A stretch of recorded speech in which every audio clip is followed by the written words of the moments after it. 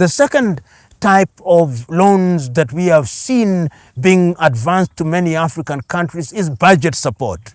And this budget support is informed by the realization, particularly by the political class, that in order to balance their books, in order to meet the domestic debt, in order to pay salaries, in order to go into social investments such as education and health, sometimes it is not possible to raise sufficient taxes because the tax base in many of these African countries is also very low and very thin, with the consequence that they cannot raise sufficient taxes to support the budget system. And this will invariably be short-term loans at very high interest, and this is the kind of loans for which the IMF and the World Bank are very, very well known, because they then control the departments of finance, or they control the ministries of finance and treasuries of African countries,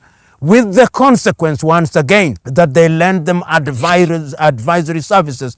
And this in and of itself creates an environment where there is indebtedness in perpetuity.